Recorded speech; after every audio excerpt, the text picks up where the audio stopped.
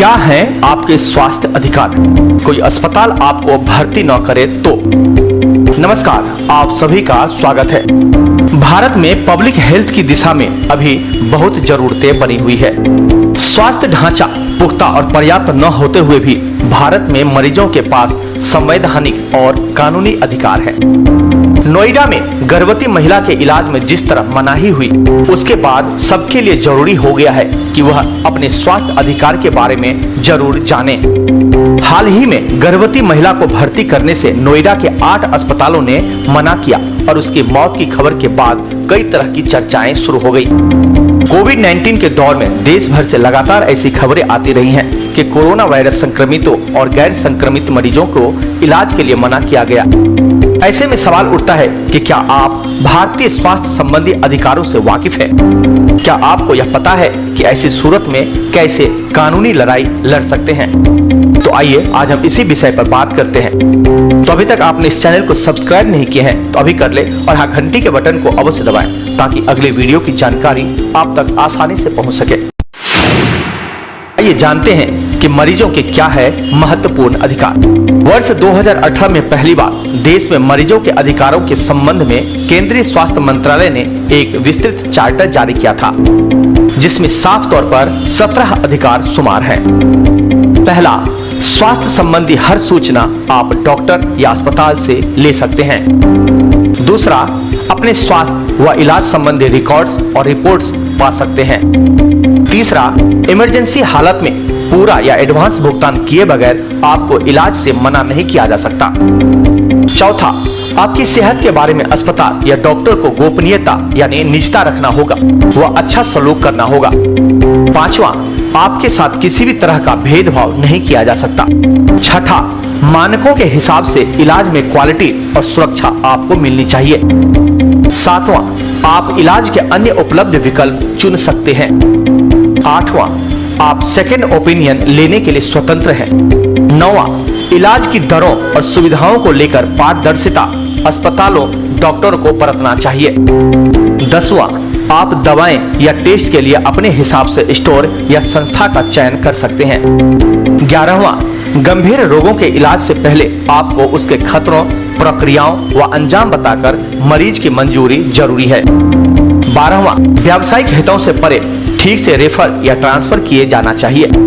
13वां, biomedical या स्वास्थ्य शोधों में शामिल लोगों से सुरक्षा आपको मिलनी चाहिए। 14वां, क्लिनिकल ट्रायल में शामिल मरीजों से आपको सुरक्षित रखा जाना चाहिए। 15वां, बिलिंग आदि प्रक्रियाओं के कारण आपका डिस्चार्ज या सब सौंपने को अस्पताल टाल नहीं सकता। 16वां, मरीजों को आसान भाषा में स्वास्थ्य व इलाज के बारे में शिक्षित करना चाहिए। 17वां, आपकी शिकायतें सुनकर उसका निवारण अस्पताल या डॉक्टर को करना चाहिए। आपको यह जानना बहुत जरूरी है कि क्या है आपके स्वास्थ्य से जुड़े संवैधानिक अधिकार। वर्ष 1946 में स्वास्थ्य विकास के लिए हेल्थ सर्वे और विकास समिति ने अपनी रिपोर्ट भारत सरकार को दी थी। 1950 में लागू हुए भारतीय संविधान के आर्टिकल 21 में नागरिकों को जीवन और स्वतंत्रता का अधिकार दिया गया। साथ ही आर्टिकल 47 के अंतर्गत साफ किया गया कि राज्य को लगातार लोक स्वास्थ्य में सुधार और जीवन के स्टैंडर्ड सहित पोषण के स्तर को बेहतर करना होगा। कैसे मिले लोगों को स्वास्थ्य अधिकार और सेवाएं?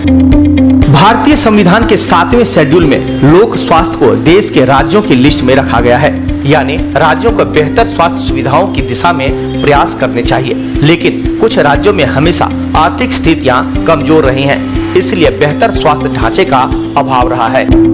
इसके बावजूद कुछ राज्यों में लोक स्वास्थ्य की दिशा में कुछ कानूनी प्रावधान दिए गए हैं, जैसे तमिलनाडु में public health act, Cochin public health act, Goa, Daman Diu public health act में विस्तार से नागरिकों के स्वास्थ्य संबंधी अधिकार सुरक्षित है। अब सवाल यह उठता है कि क्या अस्पताल इलाज से मना कर सकता है? नैतिकता के हिसाब से यह गलत है। दूसरी ओर अगर कोई अस्पताल स्वास्थ्य संबंधी इमरजेंसी या जरूरी समय में आपको इलाज देने से मना करता है तो यह सीधे आपके संवैधानिक अधिकार का हनन है और इसके लिए आप कानूनी लड़ाई लड़ सकते हैं। नेशनल हेल्थ बिल 2009 में विस्तार से मरीजों के अधिकारों के बारे में चर्चा की गई है। मरीजों को है न्याय का अधिकार। नेशनल हेल्थ बिल 2009 में तीसरे माध्यम में मरीजों के लिए न्याय का अधिकार सुरक्षित है। इसके मुताबिक अगर किसी भी व्यक्ति का स्वास्थ्य का अधिकार किसी भी तरह से छीना या हनन किया जाता है तो वह कानूनी अधिकारों के मुताबिक लड़ाई लड़ सकता है, हर्जाना पा सकता है और अपने अधिकारों का दावा कर सकता है। अब बात करते हैं कानूनी विकल्प के बारे में, यानी आपके पास क्या है कानूनी विकल्प। भारत में आप किसी डॉक्टर या अस्पताल या स्वास्थ्य केंद्र के खिलाफ क्षतिपूर्ति कानून, कॉन्ट्रैक्ट संबंधी कानून, क्रिमिनल कानून, कंज्यूमर सुरक्षा कानून या संविधान संबंधी कानूनों के हिसाब से लड़ाई लड़ सकते हैं। यह लड़ाई दो तरीकों से लड़ी जा सकती है। पहला, आप सिविल कोर्ट या कंज्यूमर कोर्ट में वाद दाखिल कर हर्जाने संबंधी कार्रवाई कर सकते हैं और दूसरा, पुलिस थाने में एफआईआर या शिकायत के बाद आप कोर्ट में क्रिमिनल केस दायर कर सकते हैं। केंद्रीय स्वास्थ्य मंत्रालय और दिल्ली स्वास्थ्य विभाग द्वारा साफ कहा गया है कि कोई भी प्राइवेट या सरकारी अस्पताल किसी भी मरीज को हेल्थ केयर के लिए मना नहीं कर सकता, खासकर जरूरी स्थिति में तो कतई नहीं। यदि कोई अस्पताल या डॉक्टर इसका दोषी पाया गया तो गंभीरता से एक्शन लिया जाएगा और दोषी अस्पताल या नर्सिंग होम का लाइसेंस व रजिस्ट्रेशन रद्द किया जा सकेगा। कुल मिलाकर एक नागरिक और मरीज होने के नाते आपको अपने अधिकारों के लिए जागरूक होना पड़ेगा। यह सही है कि देश में स्वास्थ्य संबंधी व्यापक नीतियों और स्पष्ट कानूनों की कमी है, लेकिन ऐसे में भी आपके पास कई तरह के विकल्प हैं जिनका इस्तेमाल किया जा सकता है। तो हमें उम्मीद है कि आपको यह वीडियो जरूर पसंद आई होगी, तो कृपया इसे अपने दोस्तों के साथ भी अवश्य शेयर करें, क्योंकि ज्ञान बांटने से ही बढ़ती है।